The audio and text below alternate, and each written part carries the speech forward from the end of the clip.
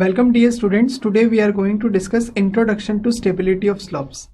After covering this topic, you will be able to recall the failure of slopes, you will be able to recall the assumptions of slope analysis, you will be able to list the various types of factor of safety, and you will be able to classify the slope failure.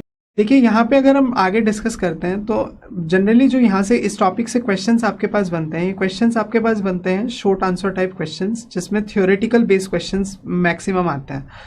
और इसी के साथ साथ ये अगले जो भी हम लोग डिस्कस करने वाले हैं आगे प्रॉपर एनालिसिस जब करेंगे स्टेबिलिटी ऑफ स्लोप्स का, तो ये एक आप ये बोल सकते हैं कि ये जो चारों पार्ट्स हैं, ये चारों पार्ट्स एक बेस की तरह काम करते हैं, जिसमें कोई भी एक स्लोप किस तरीके से स्टेबल रहता है, कब उसके अंदर किस टाइप का फेलियर एग्जिस्ट करेगा, और फेलियर के साथ साथ कब उसके अंदर स्लोप के बेसिस पे हम फैक्टर ऑफ सेफ्टी को डिफाइन करेंगे, वो सब हम यहाँ पे डिस्कस करते हैं।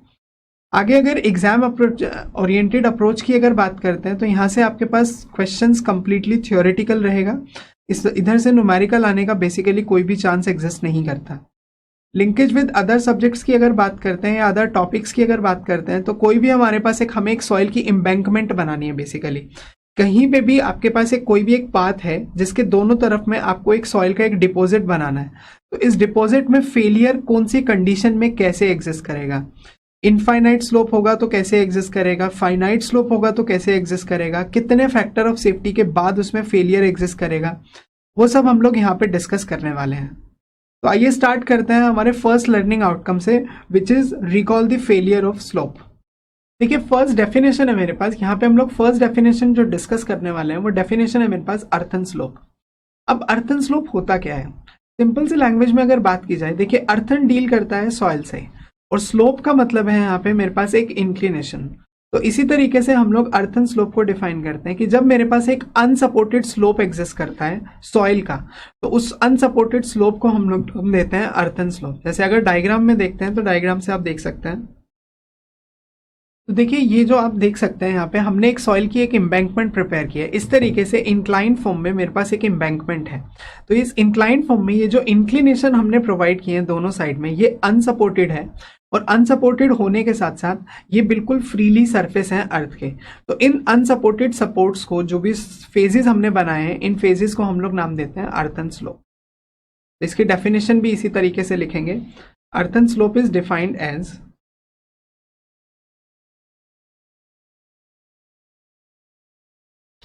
It is defined as the unsupported incline surface of a soil mass. एक गिवन सॉइल मास का जो भी अनसपोर्टेड इंक्लाइन सरफेस होगा उस पूरे के पूरे सरफेस को नाम दिया जाएगा अर्थन स्लोप। अब बात यह आती है कि अर्थन स्लोप्स को बेसिकली हम लोग यूज कहाँ पे करते हैं। देखिए अर्थन स्लोप्स बहुत जगह पे यूज हो सकता है। जैसे मान लीजिए आपके पास एक कैनाल जा रही है, तो उस कैनाल के दोनों तरफ में बैंक्स बनाने के लिए हम लोग अर्थन स्लोप्स को यूज कर सकते हैं। आपके पास एक पेवमेंट जा रही है, एक रोड आपने बनाया है कोई भी हाईवे टाइप में, तो उस हाईवे में एक बाउंड्री की फॉर्म में भी हम लोग अर्थन स्लोप्स को यूज कर सकते हैं। तो इस तरीके से डिफरेंट टाइप्स में हम लोग अर्थन स्लोप्स को यूज करते हैं। अब आगे नेक्स्ट पॉइंट बोलता है कि हमारे पास जो मेन टॉपिक है, जो यूनिट का नेम है, वो है स्टेबिलिटी ऑफ स्लोप्स। तो हमें यहाँ पे डील करना है कि ये स्लोप्स किस तरीके से स्टेबल एग्जिस्ट करते हैं। अब स्टेबल से पहले हम लोग जानते हैं यहाँ पे फेलियर ऑफ अर्थन स्लोप्स के बारे में।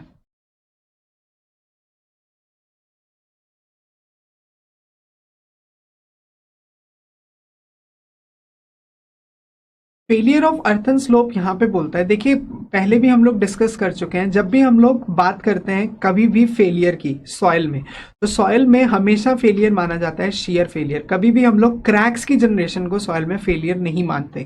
टेंशन और कंप्रेशन फेलियर सॉइल में एग्जिस्ट नहीं करता, सॉइल में सिर्फ शियर फेलियर एग्जिस्ट करेगा। तो उसी के बेसिस पे हम लोग हमारी जो सेकेंड टर्म है, सेकेंड टर्म जैसे हम लोग डिस्कस कर रहे हैं फेलियर ऑफ अर्थन स्लोप, इसको हम लोग एक्सप्लेन करने वाले हैं।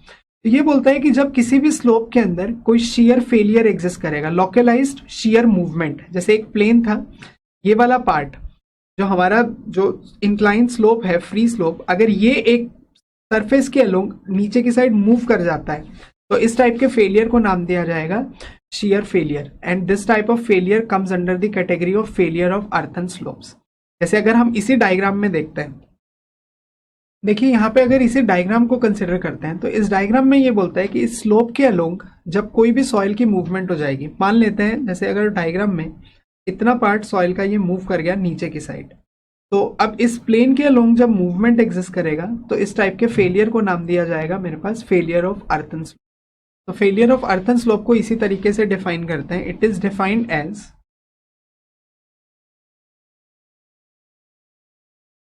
shear failure of a soil mass in a given slope।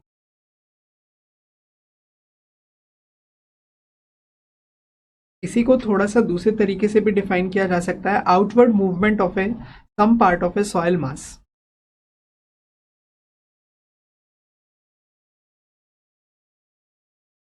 It is the outward movement of some part of soil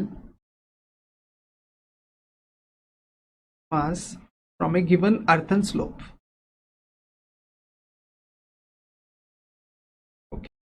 देखिए ये बोलता है it is the outward movement of some part of soil mass from a given earthen slope. एक given earthen slope से जब कुछ part आगे की साइड मूव कर जाएगा बाहर की साइड, तो उस टाइप को भी फेलियर ऑफ अर्थन स्लोप बोलते हैं। नेक्स्ट पॉइंट ये बोलता है कि ऐसे कौन कौन से फैक्टर्स हैं जिनकी वजह से failure of earthen slope exist करता है। तो फैक्टर्स अफेक्टिंग, अब नेक्स्ट टॉपिक जो डिस्कस कर रहे हैं वो डिस्कस कर रहे हैं factors affecting failure of earthen slopes.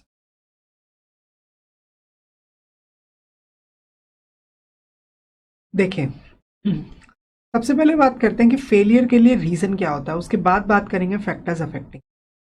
Mainly देखिए फेलियर के लिए रीजन होता है कि जब हमारे पास कोई भी एक सॉइल मास पे एक्सटर्नल शीयर स्ट्रेस की वैल्यू जब इसकी परमिसिबल शीयर स्ट्रेंथ से ज्यादा हो जाएगी। जब एक्सटर्नल शीयर स्ट्रेस की वैल्यू किसी भी मटेरियल की, या इनफैक्ट सॉइल की बात कर रहे हैं तो सॉइल की जब उसकी शीयर स्ट्रेंथ से ज्यादा हो जाएगी तो उस टाइम पे मूवमेंट होगी and that will represent failure of earthen slope. तो मेरे पास फैक्टर्स को हम लोग उसी शीयर स्ट्रेंथ और स्ट्रेस के क्राइटेरिया के बेसिस पे दो पार्ट्स में डिवाइड करते हैं। पहले फैक्टर्स वो फैक्टर्स आएंगे जिनकी वजह से शीयर स्ट्रेंथ डिक्रीज होगी, और दूसरे फैक्टर्स वो आएंगे जिनकी वजह से शीयर स्ट्रेस की value, external shear stress increase होगा। तो factors affecting failure of earthen slope में पहला जो फैक्टर लिखते हैं हम लोग, फर्स्ट फैक्टर लिखेंगे the factors which cause decrease in shear strength of soil.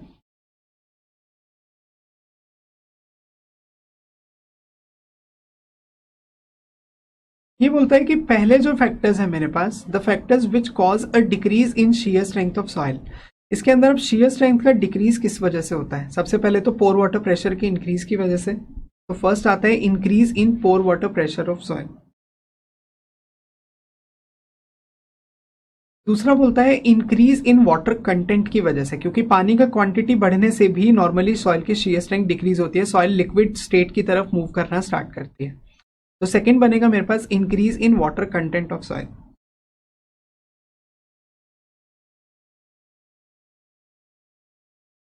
Third अगर फैक्टर की बात करते हैं तो वाटर कंटेंट के अलावा नेक्स्ट आता है साइक्लिक शॉक एंड वाइब्रेशन, क्योंकि साइक्लिक शॉक एंड वाइब्रेशन से भी सॉइल की शीयर स्ट्रेंथ के अंदर इफेक्ट पड़ना स्टार्ट होता है। उन साइक्लिक शॉक और वाइब्रेशन से सॉइल में इफेक्टिव स्ट्रेस रिड्यूस होता है, और इफेक्टिव स्ट्रेस से कहीं ना कहीं शीयर स्ट्रेंथ डिक्रीज हो जाएगी।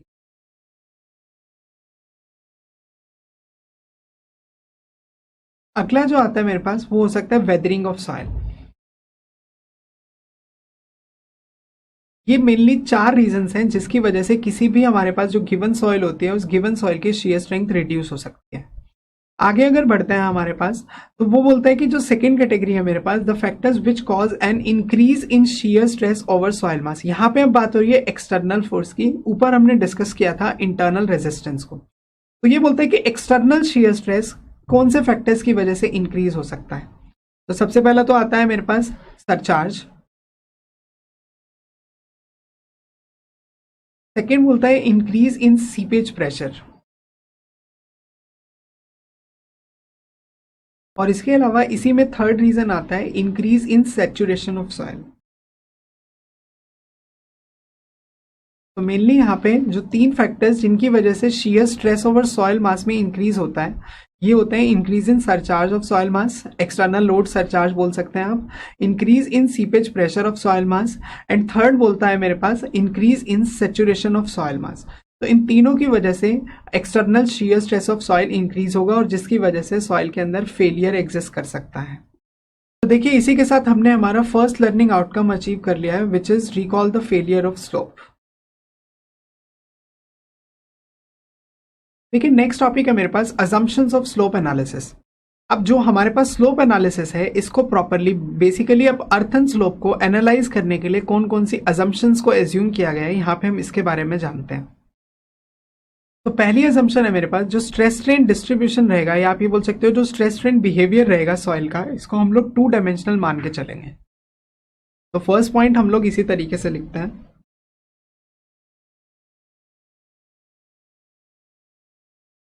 तो फर्स्ट अजम्पशन बोलता है मेरे पास the stress strain system of soil is assumed to be 2 dimensional. इसका मतलब ये है कि जो थर्ड डायमेंशन लेंगे हम लोग, अगर मेरे पास एक स्लोप इस तरीके से इस प्लेन में एग्जिस्ट करता है तो स्लोप के परपेंडिकुलर डायरेक्शन में हम लोग, ये जो परपेंडिकुलर डायरेक्शन हो गई, यहाँ पे हम लोग स्ट्रेस को 0 मान के चलेंगे। तो इसी में साइड में हम लोग इसमें यही लिखते हैं द स्ट्रेस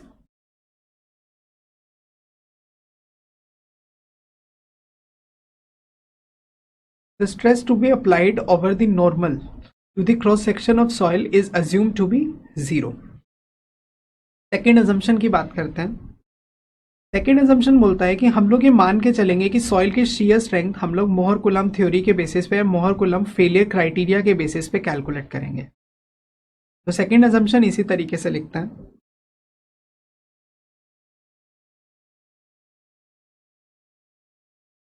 तो सेकेंड अजम्पशन थी it is assume that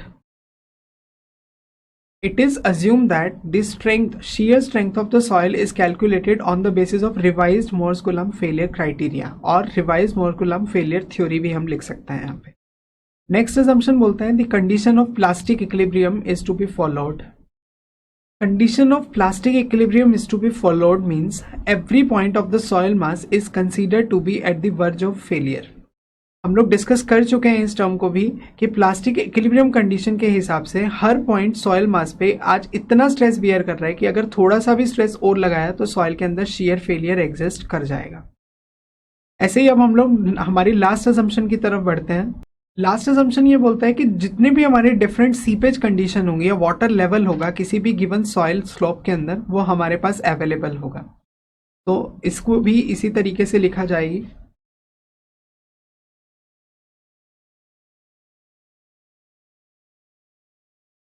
the seepage condition and water level in a slope are available.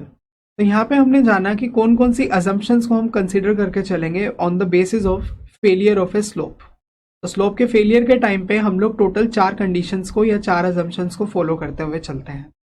इसी के साथ हमने हमारा नेक्स्ट लर्निंग आउटकम भी अचीव कर लिया है। Different types of factor of safety next topic is.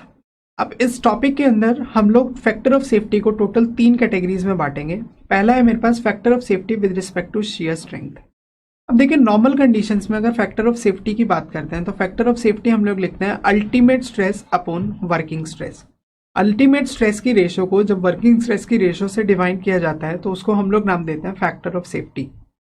यहाँ पे हमारे पास अल्टीमेट और वर्किंग स्ट्रेसेस तो नहीं है, लेकिन हम लोग इसको कंडीशन को कैसे फॉलो करेंगे, अल्टीमेट स्ट्रेस या फिर अल्टीमेट स्ट्रेस के साथ साथ अगर शियर स्ट्रेस की बात की जाए तो जिस स्ट्रेस पे फेलियर होता है उसे हम लोग नाम देते हैं शियर स्ट्रेंथ। तो फैक्टर ऑफ सेफ्टी यहाँ पे हम लोग लिखेंगे ratio of shear strength of soil to applied shear stress.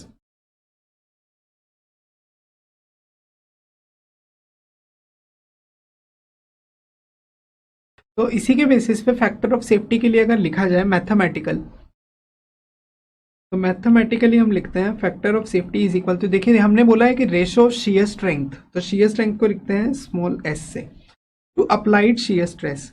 इस अप्लाइड शियर स्ट्रेस को फिलहाल मैं लिख रहा हूँ tau M. Here tau M is mobilised shear strength.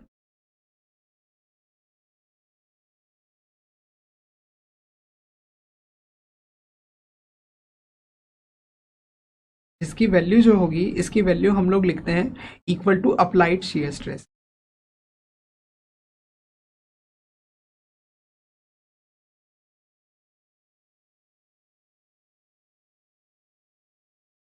तो अगर मैं इन पॉइंट्स को फॉलो करता हूं, अब शियर स्ट्रेंथ को मोर कुलम्ब थ्योरी के अकॉर्डिंग हम लोग लिख सकते हैं, रिवाइज थ्योरी के according c plus sigma bar tangent phi c dash plus sigma bar tangent phi dash. ऐसे ही अगर मोबिलाइज शियर स्ट्रेंथ को लिखा जाए एज पर कुलम्स थ्योरी हम लोग यहाँ पे लिखते हैं इसको सी M plus sigma bar tangent phi M, और यहाँ पे जो सी एम और फाई एम है ये हो जाएंगे अपने पास मोबिलाइज्ड पैरामीटर्स। तो अब इन मोबिलाइज्ड पैरामीटर्स के अकॉर्डिंग हम लोग यहाँ पे इस पॉइंट को थोड़ा सा रीअरेंज करके कुछ इस तरीके से लिखते हैं, C M plus sigma tangent bar phi M is equal to C dash upon factor of safety plus sigma bar tangent phi dash upon factor of safety। देखिए अगर हम लोग डिफरेंट टर्म्स को कंपेयर करते हैं दैट मीन्स आपको इन दोनों को आपस में कंपेयर करना है,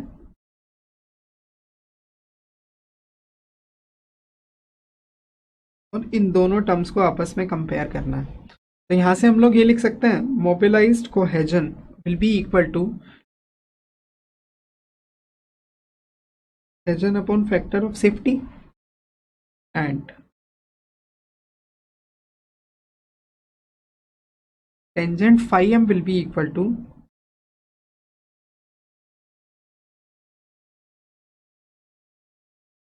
tangent phi dash factor of safety.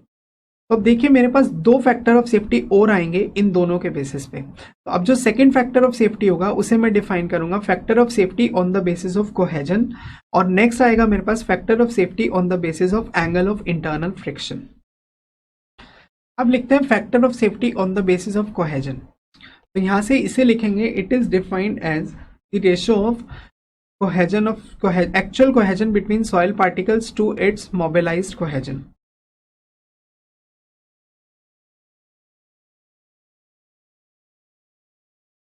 इसके बाद नेक्स्ट है मेरे पास बिल्कुल इसी तरीके से इस वैल्यू को कवर करने के बाद अब थर्ड लिखेंगे factor of safety on the basis of angle of internal friction.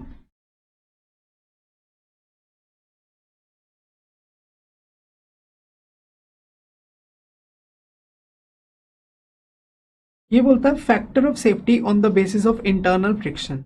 तो इंटरनल फ्रिक्शन के बेसिस पे अब जो आप देख सकते हैं ऊपर जो tangent phi M equal to tangent phi dash upon F O S लिखा है, तो यहीं से एक्सप्लेन करेंगे।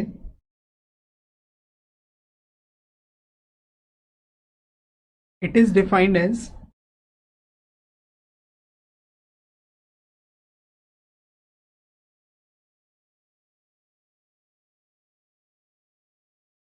तो यहां से अगर मुझे फॉर्मूला बनाना हो तो फॉर्मूला भी ऐसे ही बनेगा। देखिए पहले डेफिनेशन अगर देखें तो it is defined as the frictional strength of soil mass to its mobilised frictional strength. तो यहां से अगर फॉर्मूला बनाना हो तो फ्रिक्शनल स्ट्रेंथ होता है सिग्मा टेंजेंट फाई।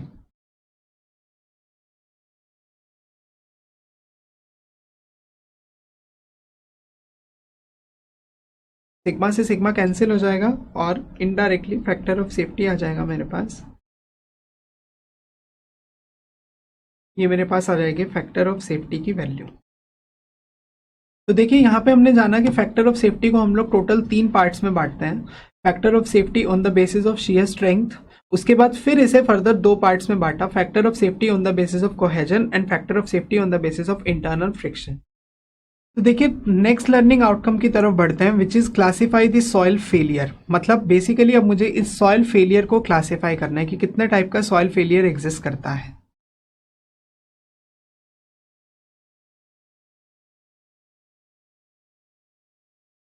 देखिए नेक्स्ट है मेरे पास टाइप्स ऑफ सॉइल फेलियर। इस सॉइल फेलियर को हम लोग टोटल 5 कैटेगरीज में बांटते हैं, जिसमें से फर्स्ट है मेरे पास रोटेशनल फेलियर।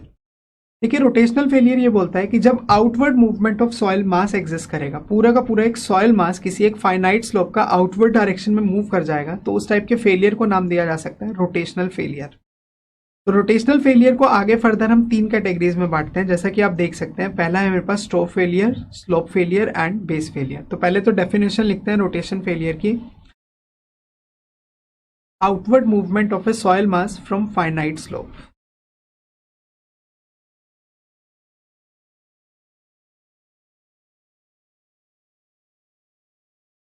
अब outward movement of a soil mass from a finite slope. अब इसी आउटवर्ड मूवमेंट के बेसिस पे हम लोग अपने रोटेशनल फेलियर को 3 पार्ट्स में बांटते हैं, top failure, slope failure and base failure. तो टाइप्स ऑफ रोटेशनल फेलियर,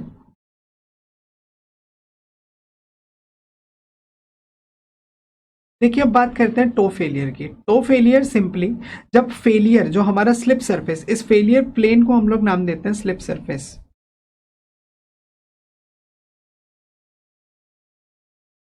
जिस सरफेस के अलोंग फेलियर होगा, वीक प्लेन होगा, उस वीक प्लेन को नाम दिया जाता है स्लिप सरफेस।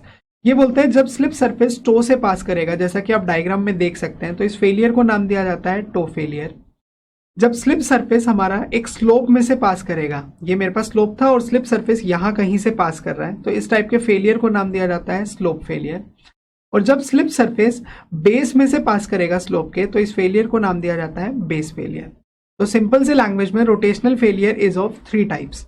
टो फेलियर बोलता है slip surface passes from toe, slope failure में slip surface passes from slope, and base failure में slip surface passes from base. यही इन तीनों में पॉइंट्स एग्जिस्ट करेंगे।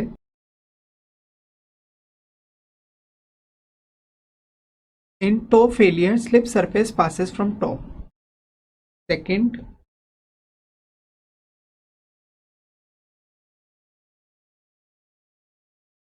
in base failure slip surface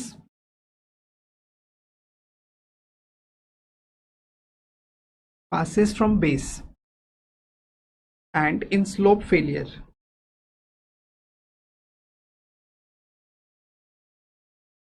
slip surface passes from slope। तो इन्हीं तीनों पोजीशन के बेसिस पे हम लोग रोटेशनल फेलियर को क्लासिफाई करते हैं। आगे बढ़ते हैं नेक्स्ट टाइप की तरफ। ठीक है, नेक्स्ट बोलता है ट्रांसलेशनल फेलियर।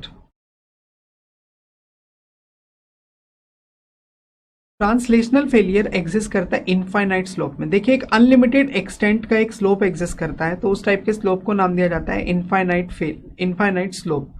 और इसके अंदर जो भी फेलियर होगा, अब इनफाइनाइट स्लोप का कुछ पार्ट टूट के आगे की साइड निकल जाएगा, तो उस टाइप के फेलियर को नाम दिया जाएगा translational failure.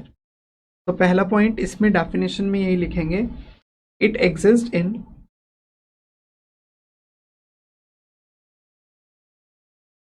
Exist in infinite slope. दूसरा पॉइंट बोलता है इसके अंदर कि जो फेलियर प्लेन होगा, वो फेलियर प्लेन काफी ज्यादा लॉन्ग होगा और parallel to the slope exist करेगा।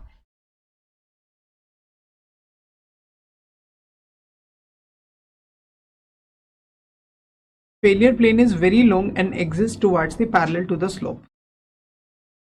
नेक्स्ट बढ़ते हैं थर्ड टाइप की तरफ।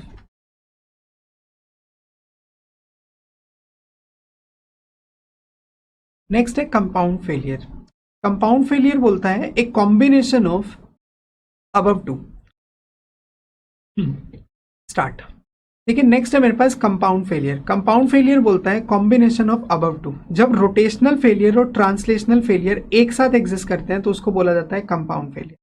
देखिए रोटेशनल फेलियर के अकॉर्डिंग एक रोटेशन प्लेन जनरेट होगा यहाँ पे, देखिए यहाँ पे दोनों डायरेक्शन में रोटेशन प्लेन जनरेट हुआ है, और ट्रांसलेशनल के अकॉर्डिंग एक ट्रांसलेटरी मूवमेंट होगी हॉरिजॉन्टल प्लेन में। तो इस टाइप के फेलियर को नाम दिया जाएगा compound failure.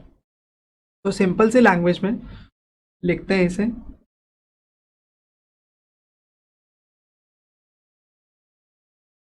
It is the combination of rotational failure and translational failure. आगे बढ़ते हैं फोर्थ टाइप की तरफ। Fourth is wedge failure.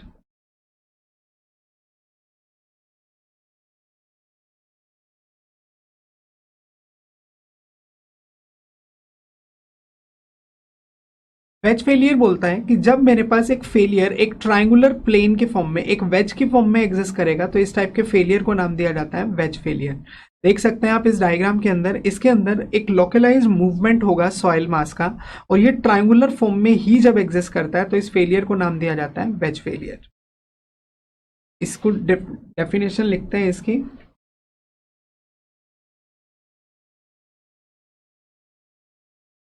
देखिए वेज फेलियर बोलता है the failure along an incline plane is known as wedge failure. और इसी के साथ साथ हम इसे ब्लॉक फेलियर भी बोलते हैं, वेज फेलियर और ब्लॉक फेलियर।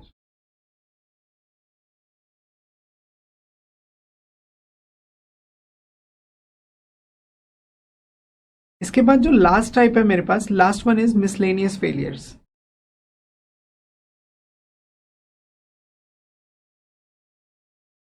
मिसलेनियस फेलियर ये बोलता है मेरे पास कि जब मेरे पास इन चारों के अलावा कोई भी कॉम्प्लेक्स टाइप का फेलियर होगा या इन चारों के कॉम्बिनेशन से अगर कोई फेलियर एग्जिस्ट करता है तो उसको बोला जाएगा मिसलेनियस फेलियर। इसकी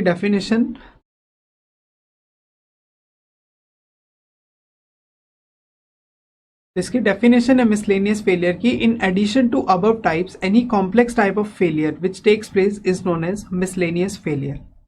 तो यहाँ पे हमने जाना कि जो भी हमारे पास फेलियर्स एग्जिस्ट करेंगे वो फेलियर्स को हम लोग टोटल 5 कैटेगरीज के अंदर डिवाइड करते हैं और उन 5 कैटेगरीज में डिवीजन के बेसिस पे हमने फेलियर्स को फर्दर आगे इन कंडीशंस के बेसिस पे क्लासीफाई किया। तो इसी के साथ हमने हमारा 4th लर्निंग आउटकम भी अचीव कर लिया है, which is the classify the types of soil failure.